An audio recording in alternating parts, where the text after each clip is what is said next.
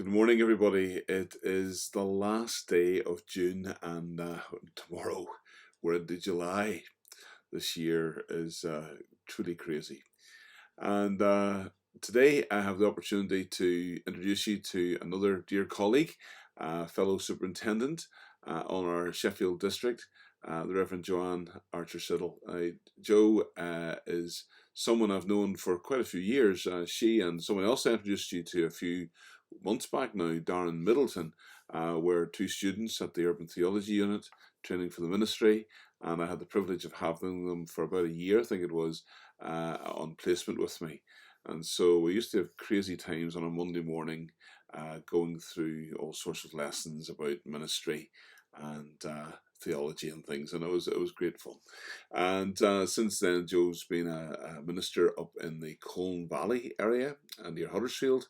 And then after I left Rotherham, she came in to take up the appointment that I was leaving. And so over those last 6 years since I've been here with you on the Bolsover and Staveley circuit, she's been a colleague up in Rotherham Down Valley circuit, and most of that time actually as a superintendent of that circuit. So today she reflects with us on a passage that is not without controversy, Proverbs 31. And I'm delighted that she's picked it because she herself is a woman of valor. It's interesting, the word valor, I looked it up, it says bravery, courage, fearlessness, pluckiness. Definitely there's a lot of pluckiness in our friend Joe. But I know that it fits in really well with where we're at in our own reflections over the last couple of weeks, where we've been thinking about things about equality, diversity and inclusion, because obviously one of the big areas of inequality over many years and over centuries has been the issue of sexism, the imbalance between male and female. Indeed, yes, we celebrate that the Methodist Church is one of the longest traditions to have women in ministry, over 40 years now. Others have been playing catch up. But having said that, 40 years we should be ashamed of as well, because it should have been a lot longer than that. But one of the inequalities that we were reflecting on yesterday, that the church has taken time to see and to address, has been that between male and female. And indeed, the passage she looks at today, Proverbs 31, has been one of those passages that men have used to almost keep women in position, as it were. But actually, I love the way Joe unpacks this passage today, and in her own plucky way, takes courage and bravery and that valor that she speaks about, and puts it into action in rereading that passage. So I hope you enjoy Joe's devotions this morning and benefit from it. And yeah, be blessed. Have a great day. I'll see you again tomorrow. Thank you, Joe. Hello everybody, my name's Jo and I'm the superintendent over in sunny Rotherham and Down Valley circuit. A long time ago I was one of Sean's many student ministers, and you can imagine that was a barrel of laughs. We certainly had a good time together. Who would have ever thought that I'd be here where I am now? But I must say it's lovely to be able to be asked to do this. So thanks for asking me, Sean, and putting this little bit of work on me.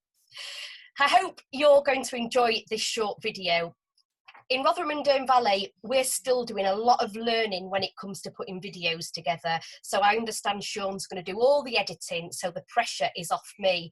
I've just got to talk to you, keep it short, end with a prayer and say goodbye. So that's what I'm going to try and do. But he has asked that I introduce myself. So I've told you what I do kind of as my job, but I'm married to Eddie and I've got 3 daughters. I've got one at nearly 20, one at 17 and one at 9 going on 29, 3 girls. So my Eddie's got a house full of ladies. And today I want to talk about women of valour. Now, if you're a chap watching this, don't think you've got to switch off. No.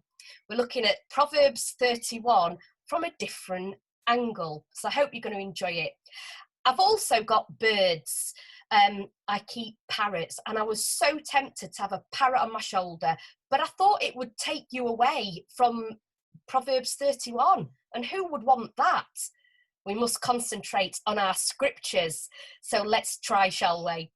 So Proverbs 31 is a very, very long proverb. I'm not going to go and read it all, but it's divided into two kind of sections, really. The first bit are the sayings of King Lemuel, and these are the sayings inspired by the words his mother taught him.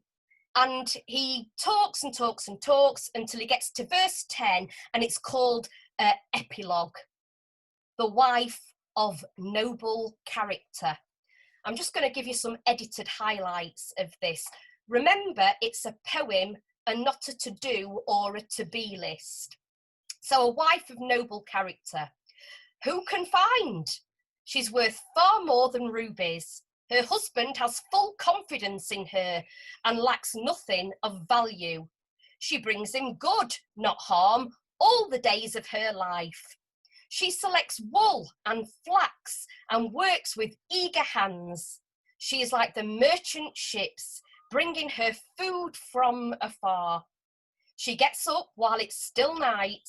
She provides food for her family and portions for her female servants. She considers a field and buys it out of her earnings that she's planted in a vineyard. She sets out her work vigorously. Her arms are strong for her tasks. In her hand, she holds the distaff and grasps the spindle between her fingers. She opens her arms to the poor and extends her hands to the needy. When it snows, she has no fear for her household, for all of them are clothed in scarlet. She makes coverings for her bed. She's clothed in fine linen and purple. She makes linen garments and sells them and supplies the merchants with sashes. She's clothed with strength and dignity. She can laugh at the days to come.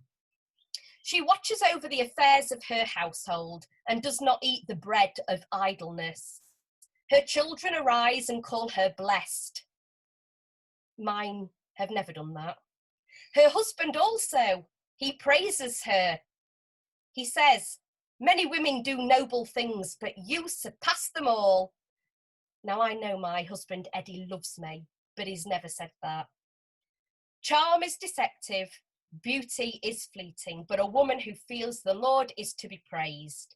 Honour her for all her hands have done, and let her work bring her praise at the city gate. So I missed a few verses out, but you get my drift. You get where it's going.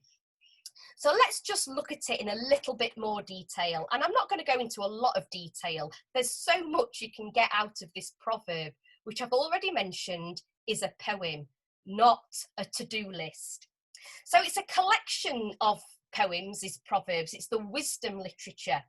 And in chapters 30 and 31, apparently these are from a non-Israelite source. And according to the text itself, it's the unnamed woman of the king. And this is a poem about a very desirable woman. And I just love this proverb, Proverbs 31. Now, it's historically been used as a list, okay? Be like this. If you're not like this, then you're no good.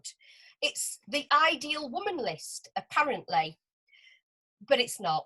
It's actually far from it. And if you read it like that, you're going to lose your confidence and lose your sense of worth. This proverb, instead, we need to hold with strength. Don't read it and feel guilty or inadequate. Proverbs 31 was never ever meant to be read like that. Now, there are some days when I read it, because I read it a lot, and I'm reminded that my children don't arise and tell me how blessed they are to have me as their mother. And I just kind of sigh, or at least I used to, until I looked at this proverb in much more detail. How would a Jewish woman read it? Well, the title of the section, which I've already mentioned to you already, is kind of a noble woman. The title is Eshet Hiel, Eshet Hiel, and that is whispered in love, and it basically means woman of valour. Eshet Hiel. You're going to say that, aren't you? Over and over again. I hope so, and I'll tell you why. Why? Because this proverb, and if I keep saying psalm, it's because I've just done a video about psalms, but I am on about proverbs. This proverb is just about appreciation. It's a support. It's about acknowledging somebody's gifts. It's a way of saying, well done for juggling those balls. Well done for spinning those plates. Well done for just keeping it all together. Just well done. It's hard, is life. Well done. Now, in Jewish culture, it is not the woman who memorises this proverb, but the men. Husbands commit every single line to memory so that they can recite it to their wives or sing it to their wives at the Sabbath meal. Usually it's done in song, and they sing it in the presence of the children as well. They sing of their wives' valour. Woman, a woman of valour. Who can find her? And when they're saying that, they're actually pointing at the woman sat round the table with them. You can imagine her smiling or maybe being a little shy or coy. Her value is far beyond pearls. Eshet Hiel. It's a blessing. Proverbs 31 is written as a blessing to be shared, to encourage, not a list of things to do or a list of things to be. A blessing that was never ever meant to be earned. It's not a ticky box thing. It's actually unconditional praise for everything that you do. Eshet Hiel, woman of valour. Now, in our culture, I think we need to be doing a little bit more encouraging of each other, don't you? We need to be blessing each other far more than we do. And this blessing is a way of blessing people in the midst of what they do day in and day out that rarely goes acknowledged. All the stuff that we do that make us who we are, the routines of life, the things that we do, it's a way of us receiving a blessing for the ordinariness of life. It's showing that what we do, wow, more precious than rubies. It's an acknowledgement of our strength and our power. Eshet Hiel, woman of valour. Women also use it to encourage each other in the Jewish tradition. It's a powerful, it's an affirming, ancient blessing, and we need Christian women to hear it and to say it to each other. It would also be good for our men friends to say it to us too, because we all need encouraging. So don't ever turn a poem into a job description. The Proverbs 31 woman, if you read it like that, doesn't actually exist. However, if you read it as a poem, she is present in every single one of us when we do the smallest thing to the biggest thing. We are women of valour, and we are because we have a God who loves us and affirms us in our work, in our ministry, in our families, in our lives. And we need to be so encouraging to everybody. So Eshet Hiel, women of valour. But men, you can be men of valour too. Take care, everybody. Let's pray, shall we? Thank you, Father, for Proverbs, for words of wisdom. May we use the wisdom of the ancient ages even today in the 21st century. Bless us, protect us, keep us and guide us. All this in the name and for the sake of Jesus Christ, who is the author of our faith, who is our rescuer and our friend. Amen. So bye everybody, take care and God bless.